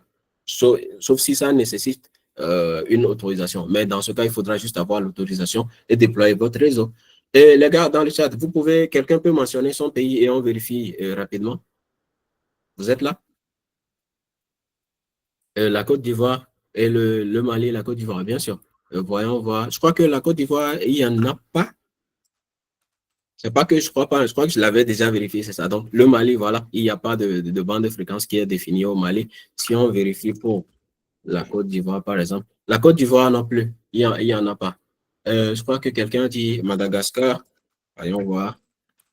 La Madagascar, par contre, bravo, les gars. Donc, vous avez cette chance-là. Il y a la bande 868 et 433 qui est ouverte. Quelqu'un dit Bénin. Voyons voir pour le Bénin. Oh, j'ai écrit n'importe quoi. Ouais, et Bénin aussi, malheureusement. Donc, il y a Togo qui a suivi, j'ai vu. Le Bénin, le Togo non plus. Donc, je souris parce que je me sens concerné directement. Donc, il y a le Burkina Faso et le Tchad. Voyons voir. Donc, le Burkina Faso non plus. Malheureusement, il n'y a pas de bande qui soit officiellement ouverte pour ça. Voyons voir le Burundi non plus. Voyons voir pour le Tchad. Qu'est-ce que j'écris? Il n'y a pas de Tchad dans la... Ou bien c'est en anglais qu'ils l'ont mis. Ah, ok, ils l'ont mis en anglais. J'ai eu peur. Donc, oui, Tchad non plus, il n'y a pas de bande de fréquence qui soit officiellement attribuée. Je crois qu'il y a un pays que j'ai. Il y a le Rwanda, Nigeria, Niger. Donc, on y retourne. On va voir pour le Rwanda. Le Rwanda aussi, malheureusement, il n'y a pas de bande de fréquence. Le Nigeria, voyons voir. Il y a Nigeria, Niger, non plus. Encore une fois, malheureusement, parce que personnellement, je le trouve malheureux. Parce qu'en quelque sorte, c'est un retard. Les bandes ISM sont connues mondialement pour être... Le Maroc, bien sûr, je vais y revenir tout à l'heure. Donc, les bandes ISM sont connues mondialement pour être ouvertes. Et par défaut. Maintenant, chaque pays doit quand même pouvoir donner l'accord. Parce que c'est ISM, mais peut-être que le pays là a décidé de l'utiliser, par exemple, pour les micros connectés. Et ça veut dire que si vous voulez déployer des dispositifs qui sont basés sur des micros, je crois qu'il y a une bande au Maroc, le 433 notamment, qui est utilisé pour ça. Ce qui fait que vous ne pourrez pas utiliser le 433 au Maroc pour le réseau LoRa. C'est pour ça qu'il faut forcément que chaque pays communique sur la bande qu'il veut que ses habitants utilisent, ses résidents utilisent pour cette application précise-là. C'est pour ça qu'il y a des organismes qui sont en place. Donc, Maroc, on y retourne maintenant. Je crois qu'il n'y a pas au Maroc, hein. J'avais vérifié. Plutôt, ils ont mis ça en anglais, Morocco. Donc, au Maroc notamment, donc comment je sais qu'il y a le 433 qui est utilisé pour cette affaire de micro, c'est cette décision-là de la NRT dont je parlais au début. Donc, si vous ouvrez ce document, ce communiqué, vous allez voir sur différentes bandes de fréquences libres, le spectre libre, quelles sont les applications qui sont autorisées à fonctionner sur ces bandes-là. Et vous allez voir que LoRa n'en fait pas partie parce que ce truc-là, ce document, pardon, ça date d'à peu près 2013. Et LoRa a été acquise, donc la technologie LoRa a été acquise par Semtech en 2012, je crois, si je ne dis pas de bêtises. Et on a le LoRaWAN, donc la norme LoRaWAN, je crois que ça a été finalisé. En tout cas, le LoRa Alliance, ce conglomérat-là, a été mis en place en 2015. Donc, c'est à partir de ce moment-là que ça a commencé à se répandre. Donc, forcément, ça n'en fait pas partie. Si on retourne un petit peu ici, pardon. Mais comment peut-on savoir ces bandes de fréquences dans nos pays? Ah oui, je crois que j'avais répondu à votre question. Et si c'est sans le savoir, n'est-ce pas? Je crois que c'est bon. D'accord, donc on y retourne. Et si j'ai oublié un pays dans le chat, vous pouvez me le rappeler, hein, mais je crois que tous les pays mentionnés, je suis passé dessus. Donc, et c'est quand même, ça fait quand même chaud au cœur de savoir qu'il y a certains de nos pays qui ont pris le pas, ils ont compris l'importance. Il y a certains dans les ministères concernés qui ont compris que ça, il faut vraiment comprendre le pas sur la situation. Ils n'ont pas hésité à faire ce qu'il faut, ou peut-être on les a poussés. Et ça, ce sera comment se passe le processus de recouvrement de LoRa. Je crois que, OK, je finis ma phrase et on va revenir à cette question-là. Et ces pays-là ou ces personnes qui travaillent dans les ministères concernés, ils ont compris que c'était important, donc ils ont fait ce qu'il faut. Ou soit, comme je le disais, quelqu'un les a poussés pour une raison ou une autre. Et là, forcément, il faudra les pousser. Et là, c'est pas totalement évident, mais ça dépend. Peut-être, je crois que j'ai encore une slide et peut-être que là, le pourquoi ou bien comment on doit le pousser, peut-être qu'il y a ça dans le slide, quoi. Et si c'est, disait, et comment se passe le processus de recouvrement de LoRa, et je n'ai pas compris. Vous pouvez élaborer un petit peu sur la question. Recouvrement, c'est quoi dire? La couverture réseau ou comment?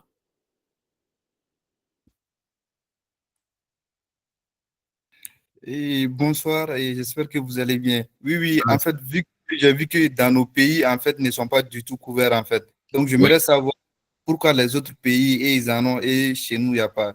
Et j'aimerais savoir comment se passe aussi le processus jusqu'à maintenant, si nos pays n'ont pas été couverts, ou bien c'est l'organisme. Bon, j'aimerais savoir un peu quoi. Merci.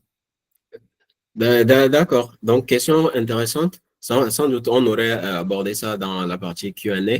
Et oui, quand on dit que c'est couvert, donc il y a des choses. Si vous parlez du map, de la carte que j'ai présentée, donc ça veut dire que oui, il y a quelqu'un sur place ou une entreprise, parce qu'en Europe, je crois que c'était au Netherlands, aux Pays-Bas, oui, où le gouvernement, donc c'est un État qui a décrété que soit installé sur tout le territoire un réseau LoRaWAN national. Donc, ce n'est pas une entreprise privée qui le fait. Donc, il y a plusieurs possibilités. Soit c'est un truc qui a été mis à place par le gouvernement, soit c'est une entreprise qui a dit, OK, on va déployer ce réseau-là, soit sur tout le plan national ou bien juste sur une partie. Ça, c'est en fonction des besoins. S'il y trouve son gain, il va le faire, ou sinon, il ne le fait pas.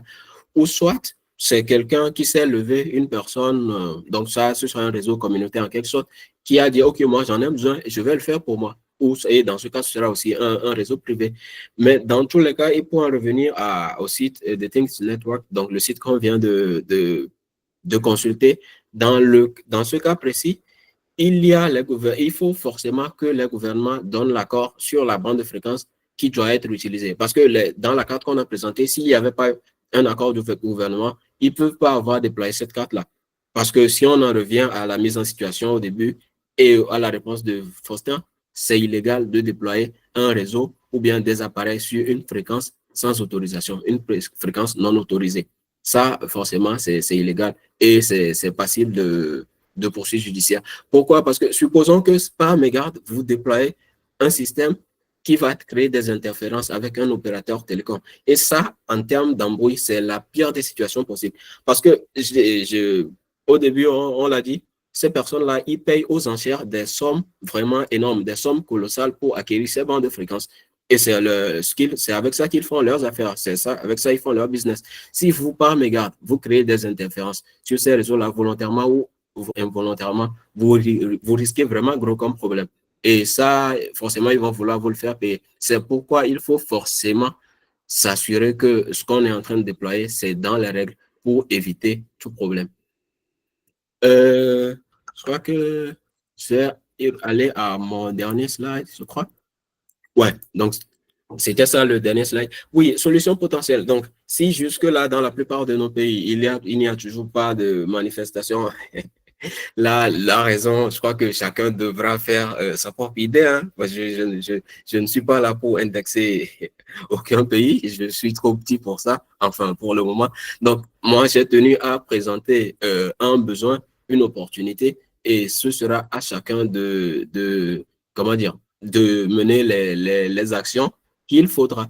Et par action, je dis prendre des décisions, soumettre un projet. Supposons que moi, par exemple, je descends au Togo, parce que ça, j'ai quand même ça en tête. N'allez pas me voler l'idée, s'il vous plaît. Donc, je sens que c'est un vrai besoin. Et dans ce cas, forcément, je descends avec un cahier de charge. Normalement, ils doivent déjà avoir pris le pas sur la situation et dire que, OK, cette fréquence-là, pour ce genre, cette technologie, vous pouvez l'utiliser. Mais si ce n'est pas le cas, je débarque quand même avec un projet. Je dis, OK, on a besoin de cette bande de fréquence-là. Je soumets le projet à la NRT, à l'ARCEP, parce qu'il s'agit de l'ARCEP au Togo. Et ce sera à eux d'analyser et d'ouvrir une bande de fréquence. Bien sûr, et chacun pourra faire ça dans son pays, mais il faudra forcément qu'il y ait une grosse motivation derrière.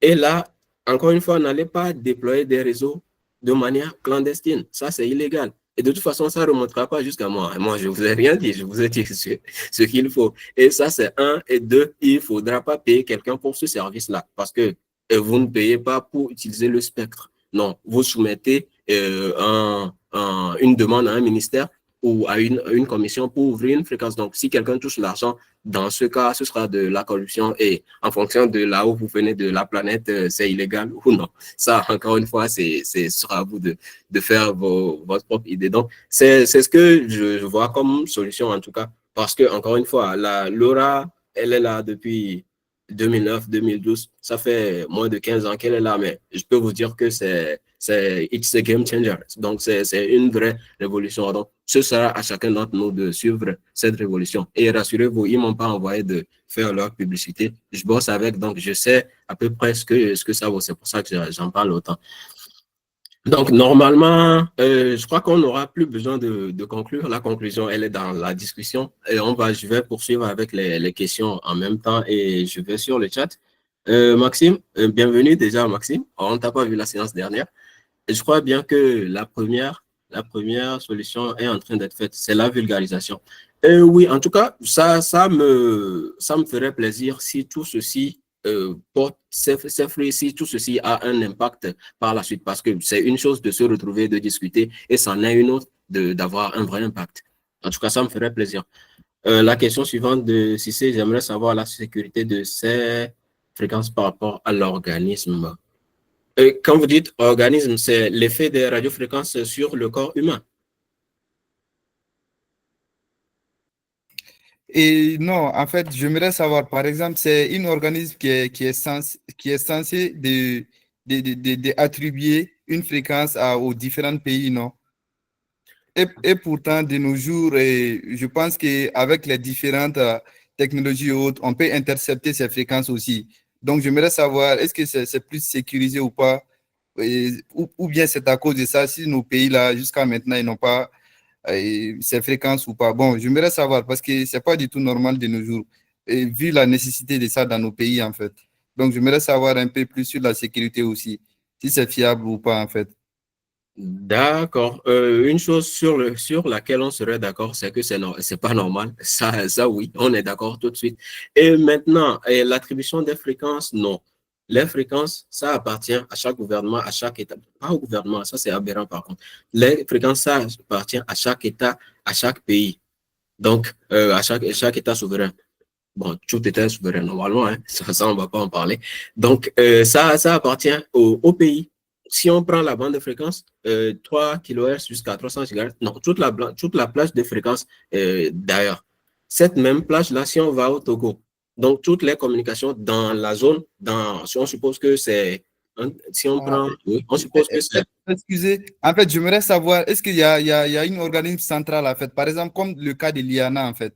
Je pensais que c'était un peu Pour ça. l'Internet, d'accord. Donc, dans le cadre des radiofréquences, c'est l'IUT, International Telecommunication Union, donc l'Union internationale des télécommunications, je crois que c'est en français, ça va donner UIT. Donc, c'est ça. Et ça n'attribue pas les fréquences au pays parce que les fréquences appartiennent à chaque pays. Dans la sphère définie par ce pays-là, toutes les communications utilisant des fréquences. Donc, ça regarde ce pays-là. Ce que l'IUT fait, il fait une sorte de standardisation. Là, la dernière fois, on parlait du pourquoi, je crois que c'était avec vous également, du pourquoi si tu achètes un téléphone, par exemple, en Europe, éventuellement, si tu viens en Afrique, ça peut continuer à fonctionner. Ou bien tu quittes ton pays Europe, tu vas dans un autre pays de l'Europe, ça continue à fonctionner. C'est à cause de cette standardisation. On se met d'accord pour dire que, OK, dans la 4G, on va utiliser ces bandes de fréquences-là dans la 4G. Pour la 5G, on va utiliser ces bandes de fréquences-là pour que tous les téléphones 5G soient capables d'émettre et de recevoir sur ces fréquences-là, pour que toutes les stations de base 5G soient aussi capables de recevoir et d'émettre sur ces fréquences-là. Donc, c'est en quelque sorte l'objectif. C'est l'IUT qui a standardisé, et j'espère que je ne dis pas de bêtises, la bande 2,4 GHz et la bande 5 GHz pour le Wi-Fi. Ce qui fait que si vous achetez une borne Wi-Fi dans n'importe quel pays, vous pouvez l'utiliser sans problème parce que ça a été certifié et ça a été standardisé. C'est en quelque sorte ça. Maintenant, l'aspect sécurité, peut-être que je n'ai pas très bien compris là où. Oui, et c'est aussi notamment parce que chaque pays est souverain de ses ressources que dernièrement. Supposons que Starlink, vous connaissez très bien Starlink, l'entreprise de communication par satellite de Elon Musk. S'ils commencent par fournir leurs services dans certains pays sans avoir une licence, le gouvernement a le droit de leur dire de cesser. Parce que même si leur satellite est dans l'espace, le signal, lorsqu'ils envoient à un abonné, ça va descendre jusqu'à traverser entrer sur le territoire de ce pays-là. Et là, tous ces signaux-là, la réglementation, ça concerne ce pays. Donc, si ce pays-là ne les autorise pas à utiliser ces bandes de fréquences, ils ne pourront pas les utiliser pour leur service. C'est juste illégal, en quelque sorte. Maintenant, pour l'aspect sécurité, peut-être que je n'ai pas très bien compris votre question. Si vous pouvez un petit peu élaborer là-dessus, ce serait bien. Éclaircir. Et oui, l'aspect sécurité, parce que je fais référence au domaine réseau, en fait, parce que dans le domaine réseau, on peut intercepter les communications. Et pourtant, les fréquences, je ne sais pas, les fréquences aussi, j'ai l'habitude d'attendre aussi qu'on peut les intercepter aussi. Donc, j'aimerais savoir si c'est plus fiable ou pas, en fait. OK. Ah oui, je crois que je vois là où vous voulez en venir. Oui, par défaut, le sans fil, contrairement aux communications filaires, si vous transmettez une communication avec un câble Ethernet, par exemple, d'un point A à un point B, ça, c'est plus difficile à intercepter, sauf si la personne coupe le câble au milieu pour y mettre un appareil qu'on ne sait pas. Ou soit l'autre option, et ça, c'est plus difficile, c'est de voir le rayonnement émis par les fils. Ça, avec la fibre optique, c'est beaucoup plus compliqué. Pour ne pas dire impossible, parce que la fibre optique n'émet pas de rayonnement. Donc, ça crée presque pas d'interférence. Si on en vient aux communications sans fil, le Wi-Fi, le Bluetooth, les réseaux mobiles, tout ça, c'est un rayonnement dans l'espace. Donc, et ça, c'est même le principe, parce qu'on ne sait pas où se trouve le récepteur, n'est-ce pas? Donc, on émet notre signal dans tout l'espace. Ça veut dire que n'importe quel appareil à proximité fonctionnant sur la même fréquence peut écouter cette communication-là. Et c'est pour ça que au-dessus de la simple modulation, donc au-dessus du simple fait d'utiliser les ondes radio pour transmettre de l'information, il faut ajouter une couche sécurité au-dessus. Le Wi-Fi, par exemple, le Wi-Fi, par défaut, intègre déjà une couche de sécurité. Ça n'a rien à voir avec les données même qui sont transmises d'un client vers un serveur sur Internet. Non, cette communication peut aussi être sécurisée ou pas, mais déjà, la simple transmission entre votre téléphone et le point d'accès Wi-Fi est déjà cryptée par une clé. C'est ça. Donc, si on en revient à LoRa, je crois que si c'était ça votre question, LoRa, par défaut, elle n'est pas sécurisée. Par sécurisé, par sécurité, je veux dire que ce n'est pas crypté. Parce que LoRa, c'est juste la couche physique et éventuellement la couche MAC, vu que vous êtes du domaine réseau. Ça veut dire que j'envoie juste mes données, j'envoie juste mes trames et l'émetteur vers le récepteur. Envoyé tel que reçu. C'est tout. Maintenant, LoRaWAN au-dessus, ça va ajouter ce cryptage-là. Donc, LoRaWAN, éventuellement, ça utilise l'AES 128 si vous êtes du domaine de la cryptographie. Donc, lorsque les données sont prises, ils vont d'abord être cryptés avant d'être envoyés. Ce qui fait que le serveur de l'autre côté sait comment recevoir ces données. Dans ce cas, quelqu'un peut toujours intercepter les données, et la trame, pas les données. La personne va intercepter la transmission, mais il se retrouve en présence d'une trame qui a été cryptée. Donc, sans la clé, éventuellement, il ne pourra pas déchiffrer les données, sauf s'il force, bien sûr. Mais ça rentre dans des considérations de cybersécurité. Donc, j'espère que j'ai répondu à votre question, si c'est. Et c'est 6C ou bien c'est 6? Parce que je n'aime pas fausser les noms des gens. C'est 6C, merci beaucoup. J'ai très bien compris. Merci bien. Donc, les gars, on est déjà rentré dans la phase questions-réponses comme ça. On n'aura pas de conclusion aujourd'hui. La conclusion est déjà dans la présentation. Donc, si vous avez d'autres questions, vous les écrivez sur le chat ou vous levez le doigt. Oui, Justin. D'accord. Et merci pour la présentation. Et bon, on en a beaucoup appris et tout. Et j'ai une petite question, je ne sais pas, je dirais bien d'éclaircissement là-dessus. Récemment, j'ai un ami qui a fait des commandes de composants électroniques. Et bon, les composants ont été saisis par le service de douane, c'est ici au Maroc quand même. Et pour des raisons que ces fréquences ne sont pas encore autorisées. Mais parmi ces composants, il y a par exemple un module qui utilise LoRa. Donc, cela, je dois comprendre que, euh, bon, il y a un problème de standardisation avec LoRa ou je ne sais pas. C'est ce que je voulais vraiment comprendre. D'accord. Alors, je crois que je retourne un petit peu en arrière. Il y a une partie que j'ai enlevée de la présentation parce que je crois que je le trouvais peut-être pas politiquement correct. Ça dépend de vous. Hein. On a des avis divergents sur la question. C'est que, par exemple, oui, question standardisation, j'allais dire, la plupart des personnes qui achètent des modules LoRa dans des pays où ce n'est pas encore standard, ils l'achètent sur la bande, les modules qui vont communiquer sur la bande 868 MHz. Pourquoi? Parce que c'est la bande qui a été standardisée en Europe et que par défaut, on s'aligne sur l'Europe. Donc, c'est ça que j'ai enlevé de la présentation. Ça, je ne l'ai pas dit. Mais maintenant que vous posez la question, donc, je vais le dire. Et aussi, la plupart des personnes que je connais au Maroc, parce qu'il y a beaucoup de personnes quand même qui utilisent les modules LoRa ici, parce que c'est un besoin, ils en ont besoin. C'est juste que, bon, ce n'est pas encore ouvert. Eux aussi, ils achètent des modules la plupart du temps dans la bande 868. Forcément. Maintenant, le problème avec la bande 868 au Maroc, si vous ouvrez le document que j'ai présenté, c'est que c'est un PDF qui a été scanné. Donc, les tests ne sont pas vraiment des tests, c'est des images. C'est pour ça que je ne veux pas le montrer. Si vous consultez le document, vous allez voir que la bande 868, quand on dit 868, 800, c'est une fréquence centrale, mais c'est une bande. Donc, il y a des fréquences à gauche, des fréquences à droite. Vous allez voir que cette bande-là n'est pas totalement libre.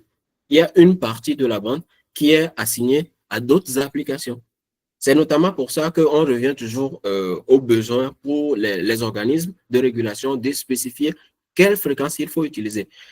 Et par défaut de ça, vous ne pouvez pas. Et je crois que moi-même, j'ai un ami qui était dans le même cas. Lui, c'est un gateway, donc c'est toute une passerelle LoRa qu'il avait commandé. Ce truc-là, je crois que ça coûtait comme ça lui a coûté plus d'1 millier de dirhams. Vous pouvez faire la conversion. C'est énorme. Ça a été bloqué par la douane et ils lui ont demandé, vu que c'est un dispositif de communication, il faut forcément qu'il y ait l'accord de l'ANRT. Il a contacté l'ANRT, il a payé les frais. Mais jusqu'alors, le module n'a toujours pas été dédouané finalement. Il a laissé tomber parce qu'il ne savait plus quoi faire. Donc, et dans le cas de ton ami, je ne sais pas s'il a reçu les modules ou pas. Est-ce qu'il a reçu ou c'est bloqué par la douane aussi? Bon, c'est bloqué parce qu'on lui a dit quand même de passer par la navette. Il a tenté, mais ça n'a pas marché et tout. Donc, dans ce cas, c'est compliqué. Je suppose que dans son cas aussi, c'est le 868. Donc là, c'est une décision qui va prendre beaucoup de temps, mais je ne crois pas qu'il ait gain de cause. Donc, c'est pour ça que pour ces cas-là, soit la solution, c'est telle que je l'ai proposée, il va falloir mettre un petit peu de pression. Bon, ça, forcément, ce ne sera pas nous. Hein. Donc, quelqu'un qui a un gros projet et bien sûr, quelqu'un qui est bien assis. On peut, à notre niveau, mener nos petites batailles, mais Ce sera aussi légèrement compliqué parce que, encore une fois, il faut un vrai projet derrière. C'est un besoin, oui, mais si tu vas juste, si tu leur dis, tu vas à un ministère, tu dis, on a besoin que cette fréquence soit ouverte, c'est notre droit, c'est votre droit de le dire, mais ils ne vont pas vous prendre au sérieux. D'où le fait que quelqu'un avec un projet se lève ou on le pousse un petit peu pour qu'il puisse finalement l'ouvrir. En tout cas, j'espère que j'ai répondu à la question ou sinon j'y reviens. Oui, oui, c'est bien répondu. Merci beaucoup. Bon, pour encore glisser une question, je dirais, et le domaine de l'hyperfréquence, ça m'intéresse beaucoup. Donc, si vous avez des ressources, on serait ravis d'avoir des liens et tout, des sites et tout ça. Des ressources, vous avez dit? Oui, des ressources, des ressources. Ah, oh, oui, d'accord. Mon conseil, je sais pas, à quelqu'un en 2025 intéressé par la radiofréquence, ce serait de s'intéresser à la technologie SDA, hein, le Software Defined Radio, donc SDA, les radios logiciels en quelque sorte. Parce que si vous, je suppose que vous étudiez les radiofréquences à l'école, malheureusement, vous pouvez vous retrouver dans le cas où vous vous étudiez toujours des radios analogiques, rien qu'analogiques. C'est la base, mais c'est bien dépassé depuis. Donc, la technologie SDA, essayez de voir de ce côté-là pour commencer. Ce serait très intéressant. Comme c'est une manière très intéressante d'investir votre temps. Et je crois qu'on va prendre un petit peu des questions dans le chat avant de revenir à ceux qui veulent parler. Donc, je crois que une question de Abibata. La technologie LoRa est intéressante. Elle est en adéquation avec mon projet. Vu que la Côte d'Ivoire n'a pas encore de fréquence, quelle solution pouvez-vous me proposer dans ce cas? Ok. Je crois que je m'y attendais pas comme question. C'est pour ça que je prends le temps de l'intégrer avant de pouvoir répondre de manière adéquate. Si, ouais, la Côte d'Ivoire n'a pas de fréquence spécifiée, écoutez, vous pouvez faire, non, bon, j'ai dit de ne pas faire de manière illégale, donc je ne peux pas vous dire ça. Donc, une autre manière de le faire, on va voir s'ils ont un document qui a été publié. Parce que, par exemple, dans le cas du Maroc, il n'y a pas de fréquence, mais ils ont publié un document qui mentionne les différentes fréquences, quoi. Comme ce document-là. Donc, si on y retourne pour la Côte d'Ivoire, il y a pas de document ici, malheureusement. Mais l'autre chose que vous pouvez faire quand même, c'est de vérifier dans toutes les bandes de fréquences qu'on a spécifiées, donc les principales, 433, 868 et 915 MHz, vous allez chercher l'équivalent de ce document. Je crois que dans votre pays, je ne sais pas, je ne connais pas l'organisme de régulation, donc vous pouvez trouver le nom facilement. Vous allez sur leur site, forcément, ils ont ce document, ou vous vous approchez de... Là où je vais en venir, c'est si vous trouvez ce document, vous pouvez le feuilleter. Celui du Maroc, je crois qu'il faisait à peu près 8 pages, donc c'est assez court. Et vous trouvez dans ce document quelle bande n'a pas été spécifiée pour une application déjà existante. Donc, parmi le 433, 868, 915. Le pourquoi, c'est quoi?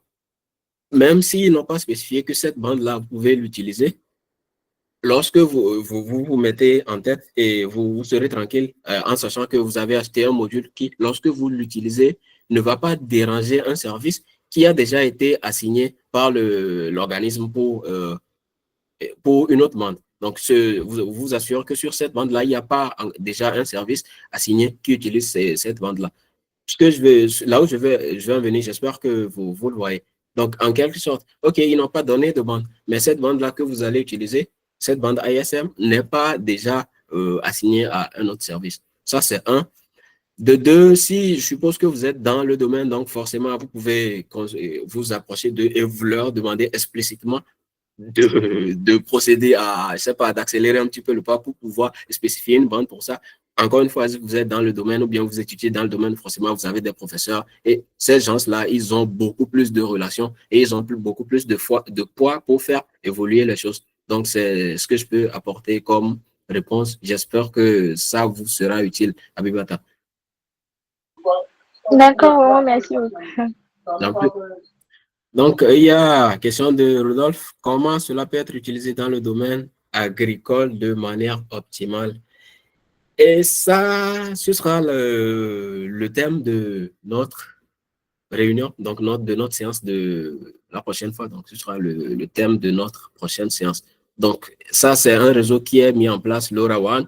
il y a des capteurs, des transmetteurs LoRa qui seront utilisés. Et maintenant, dans le domaine agricole, ça dépend de ce que vous voulez faire. Donc, prochainement, on va principalement discuter de sécuriser, hein. Mais on va essayer d'y intégrer quelques exemples avec des capteurs qui vont relever des données, comment dire, des grandeurs physiques comme la température, le pH, l'humidité, et on va voir comment connecter tout ça.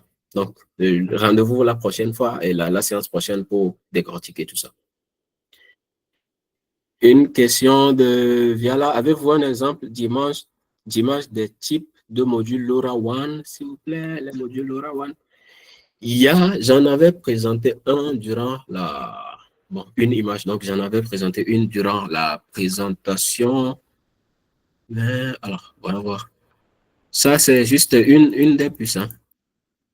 Ici, je crois, oui. Donc ça, ça fonctionne sur la bande. Celle-là, elle est très élargie de 803 jusqu'à 930. Donc, vous pouvez l'utiliser pour 868 ou 915.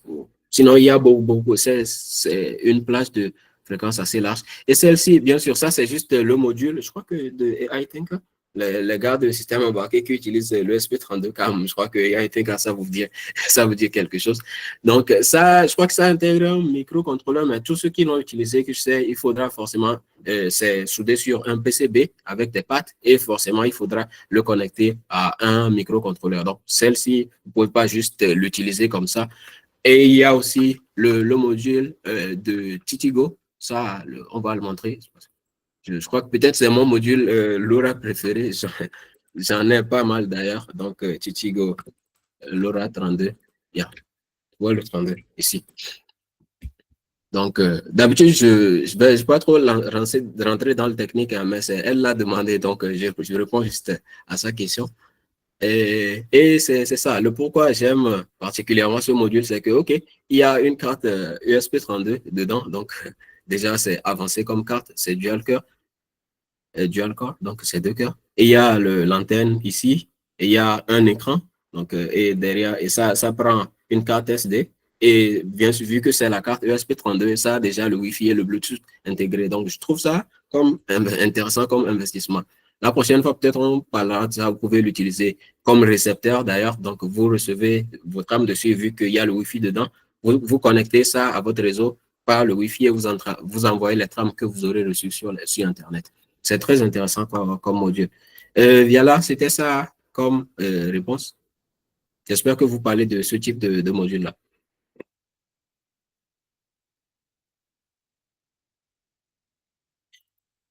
D'accord, donc je suppose qu'elle est satisfaite de la réponse. On pourra continuer éventuellement. S'il y a d'autres questions, vous pouvez les écrire sur le chat ou lever la main et activer votre micro.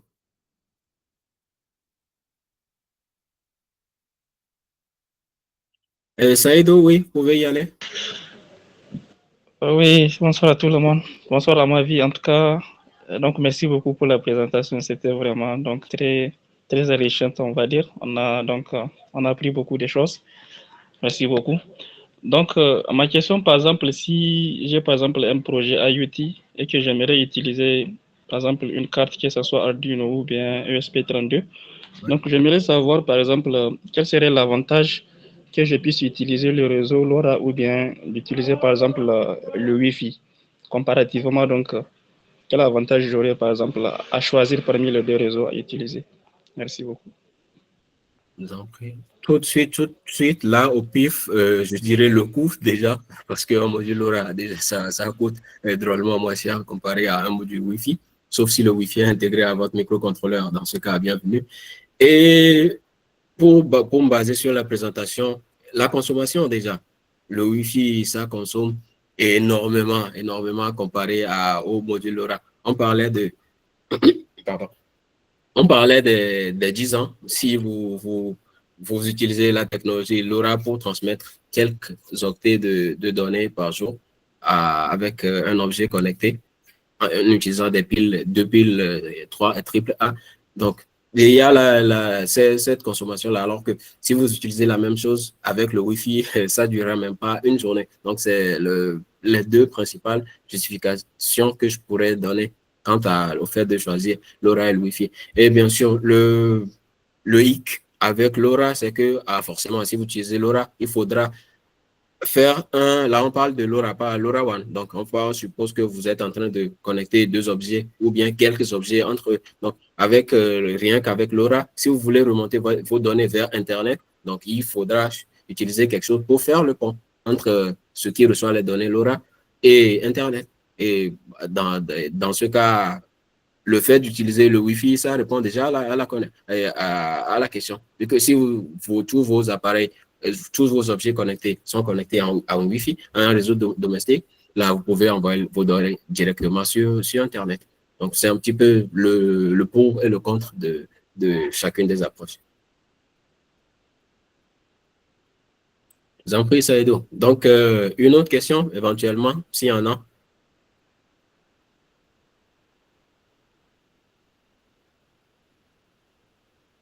On prend une dernière question, les gars. Ou s'il n'y en a pas. Oui. J'ai une question. Oui, allez-y.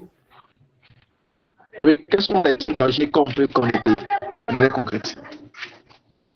Vous pouvez répéter la question? Ça crie un petit peu, ça crépite. Je demande quels sont les types d'objets qu'on peut connecter avec LoRa. Oh, avec LoRa, vous n'êtes limité que par votre imagination, hein? Parce que déjà, dès que vous avez une puce LoRa qui est sur votre objet, déjà, l'application, ça va dépendre des capteurs. Sinon, LoRa lui-même, vous pouvez y connecter n'importe quoi. On a pris l'exemple des compteurs électriques.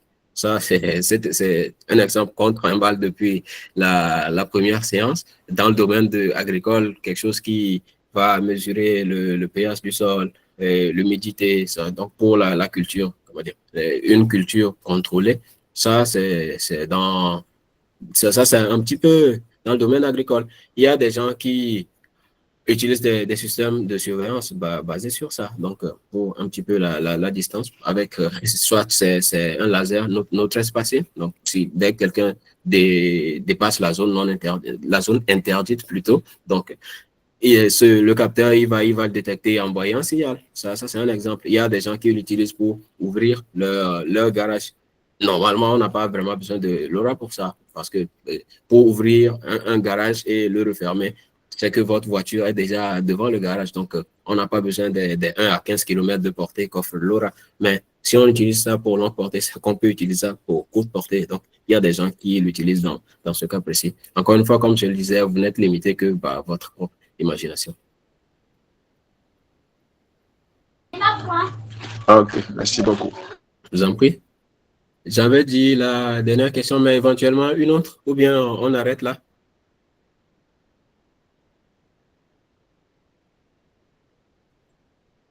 D'accord. S'il n'y a plus de questions, donc je crois que on va. Attends, je crois qu'il y a une autre question sur le chat. Peut-être la dernière. Je ne sais pas, mais j'avais une paire de LoRa, peut-être sous licence, supposée pour transférer des données numériques de type float, mais je n'y arrive pas à faire passer, ou quand je l'utilise pour faire une commande interrupteur à distance, c'est OK. Je comprends pas. Donc, OK, pour le faire, pour envoyer des flottes, vous n'y arrivez pas. Mais lorsque vous voulez faire interruption, du genre vous envoyez une commande pour ouvrir, une commande pour fermer, donc le tout, rien, ça fonctionne. C'est ça votre question. Mais bon, c'est ça votre remarque. Et Ranja, vous pouvez confirmer si c'est ça que vous me demandez. Vous pouvez écrire ou activer le micro, c'est bon.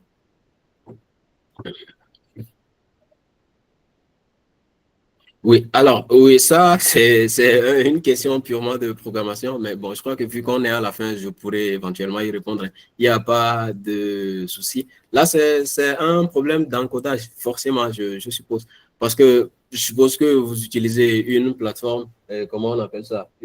C'est les plateformes, un environnement de développement pour écrire votre programme, n'est-ce pas? Si c'est la plateforme Arduino que vous utilisez, forcément, vous utilisez des fonctions qui sont déjà définies. Beaucoup de ces fonctions-là prennent des chaînes de caractères avant de les transmettre. Si vous dites que vous voulez envoyer un float, il faudra l'encoder d'une manière ou d'une autre. Parce que de manière standard, le float, c'est quelques octets. C'est des octets de base. Si on suppose que c'est un float 32, donc c'est 4 octets. Si vous voulez les envoyer comme type float, ce sera forcément 4 octets. Si vous voulez les encoder, donc en fonction de la précision, combien de nombres après la virgule, donc si vous voulez les encoder comme chaîne de caractères, là, il faudra voir.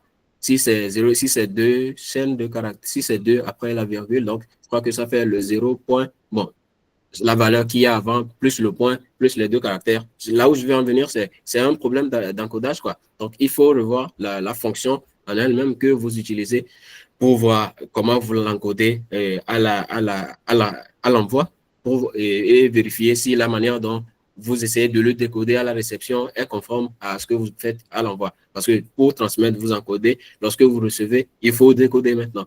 Donc, essayez de voir un petit peu ça. Essayez de voir la fonction que vous utilisez pour transmettre déjà. Si ça ne va toujours pas, vous pourrez me contacter plus tard à travers le groupe. Ça ne me dérangera pas de jeter un coup d'œil. Si c'est OK pour vous. Je vous en prie. Donc, bon, ça, c'était une question purement de programmation. C'est le gourou du système embarqué, ça. Et je crois que c'était la dernière question. Donc, il y a... Je verrai la réponse dans la vidéo. Bien sûr, il y a pas de souci, là. Donc, vous pourrez toujours revenir à l'enregistrement. Donc, je crois que ça, c'était la dernière question. On a légèrement dépassé le temps, mais il n'y a pas mort d'homme. Ça ne fera pas trop de mal. Donc, je crois qu'on va arrêter là. En tout cas, merci pour votre présence et ceux qui étaient là à l'heure. Et merci là d'être à l'heure. J'aime ceux qui sont à l'heure. Donc, on dit à la prochaine et d'ici là, portez-vous bien.